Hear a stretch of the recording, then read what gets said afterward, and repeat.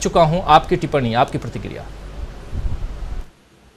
राजीव जी, महाराष्ट्र के मामले पर सुप्रीम कोर्ट के जजमेंट से निराशा हुई है और बहुत निराशाजनक फैसला है और वो फैसला है, इंसाफ नहीं है। आप देखिए कि इस पूरे प्रकरण में विक्टिम कौन है? शिवसेना, उद्धव ठाकरे या उद्धव ठाकरे खुद। किसने अनैतिक रूप से गुवाहाटी के होटलों में सरकार बनाई? हम लोगों के सामने है, एक नाथ शिंदे और उनका जो ग्रुप है। फैसले से राहत किसको मिल रही है? जो अनैतिक रूप से बैठा हुआ है, खुद सुप्रीम कोर्ट माने। सुप्रीम कोर्ट अपने फैसले में कहता है कि गवर्नर का फैसला फ्लोर टेस्ट कराने का इलीगल था। स्पीकर का फैसला चीफ विप को अपॉइंट करने का एक नाथ शिंदे फैक्शन के वो इलीगल था। अब उस प्रोसेस से उद्धव ठाकरे विक्टिम हो गए और एक नाथ शिंदे चीफ मिनिस्टर बन गए, वो ठीक है।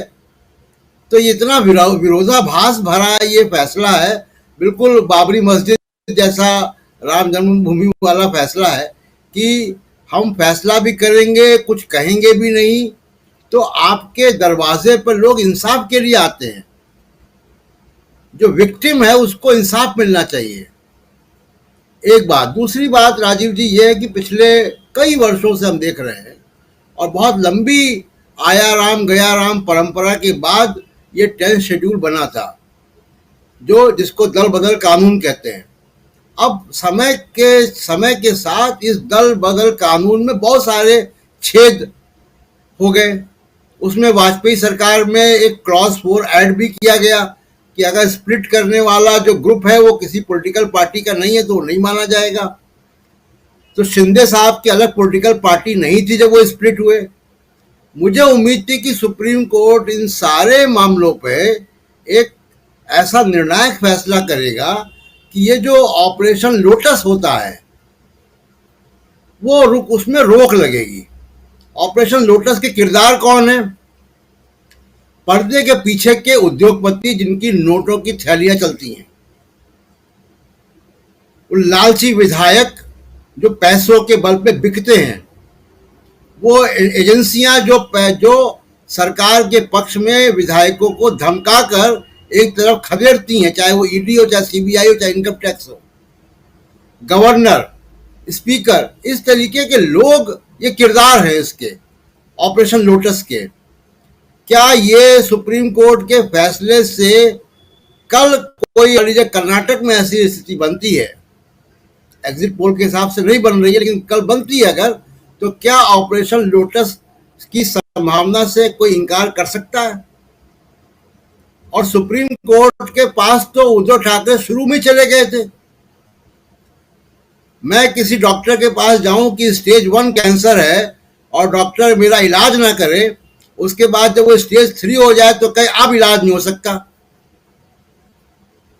तो ये बड़ा विचित्र फैसला है सुप्रीम कोर्ट का और बहुत अफसोसनाक है कि एक बड़ी समस्या हमारे राजनीतिक सिस्टम में, लोकतांत्रिक सिस्टम में कैंसर की तरीके से पैदा हो गया है। बयान है उनका। प्रशांत जी। नहीं, देखिए वो तो एक राजनीतिक पार्टी के नेता हैं और वो ये नहीं कहेंगे तो क्या कहेंगे कि हम हार जाएंगे, हम हारने के लिए चुनाव लड़े थे। अभी तो वो ये नहीं कह सकते। अब मैं करना और एग्जिट पोल, चाहे आपका एग्जिट पोल हो या बाकी लोगों का, उसकी एक दिशा है। सीटें ऊपर नीचे कम ज़्यादा हो सकती हैं लेकिन एक दिशा सब दिखा रहा है। वो दिशा ये है कि ये सरकार जो है उसके खिलाफ ये जनादेश आने वाला है, लोगों का मूड ये है। अब वो वास्तव में क्या है वो तो 13 तारीख को हम देखेंगे। कर्नाटक में मैं और बात करूं राजीव जी, 30 सेकंड में केवल मैं सुप्रीम कोर्ट का जो महाराष्ट्र का फैसला उसमें एक दो बात मैं जोड़ दूं। एक कि देखिए सुप्रीम कोर्ट हरीश रावत को बहाल कर चुका है। गवर्नर साहब के पॉल थे उत्तराखंड के, दिल्ली के पूर्व पुलिस कमिश्नर, और सरकार बहाल कर दी गई थी। वो बात ठीक है कि उनको बर्खास्त किया गया था उन्होंने खुद इस्तीफा नहीं दिया था। जगदम्बिका पाल का केस याद होगा शकील जी।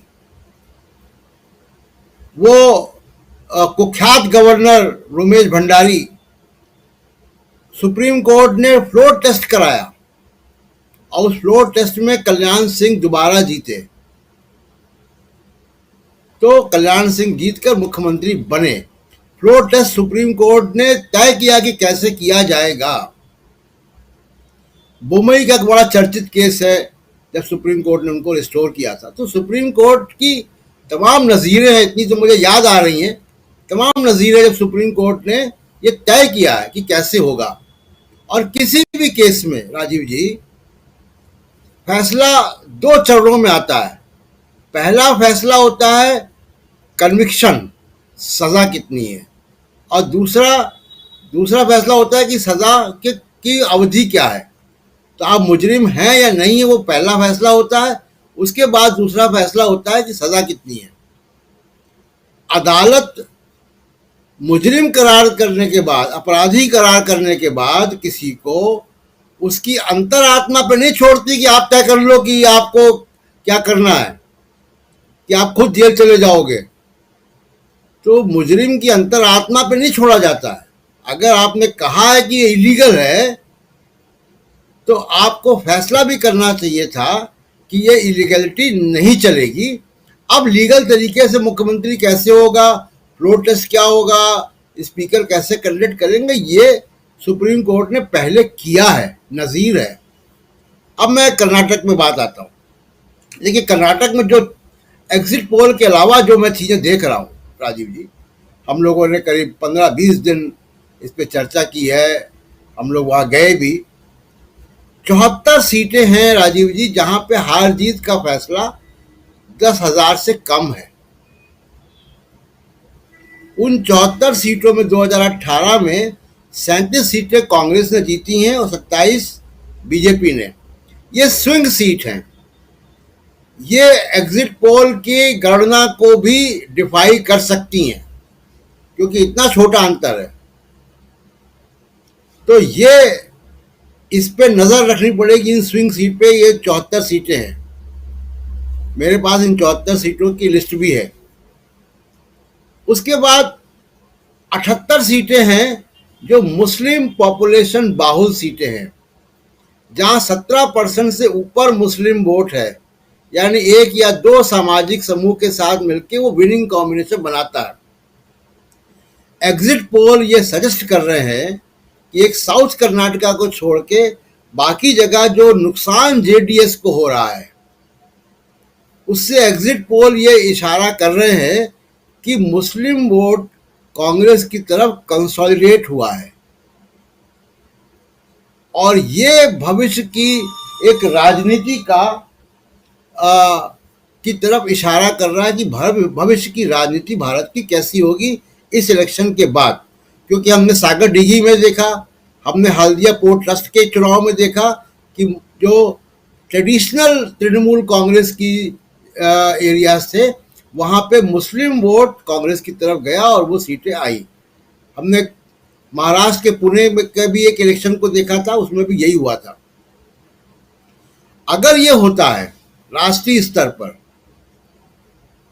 तो क्योंकि मुस्लिम वोट बढ़ता रहा है उत्तर प्रदेश में, समाजवादी पार्टी, कांग्रेस, बहुजन समाज पार्टी में, तृणमूल कांग्रेस लेफ्ट, और कांग्रेस में वेस्ट बंगाल में, और जगहों पे भी हम देख लें, बिहार में या तमाम जगहों पे जहाँ पे मल्टी पार्टीज एग्जिस्ट करती हैं।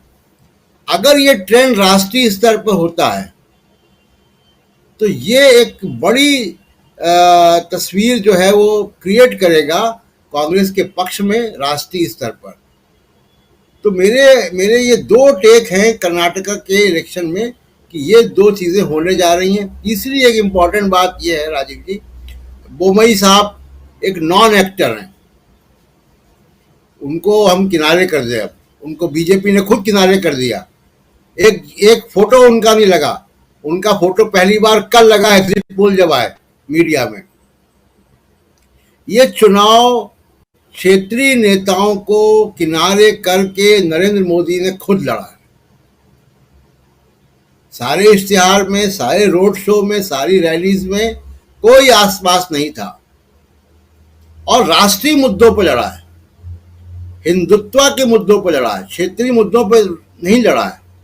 तो ये चुनाव अगर एग्जिट पोल की तरफ जाता है 13 तारीख को, तो नरेंद्र मोदी की जो जिसको कहा जाता है करिश्मा, जादू या उनकी पकड़, इन सब पे नकारात्मक असर डालेगा और ये भविष्य की राजनीति को तय करेगा कि किस तरफ 2024 का मामला जा रहा है।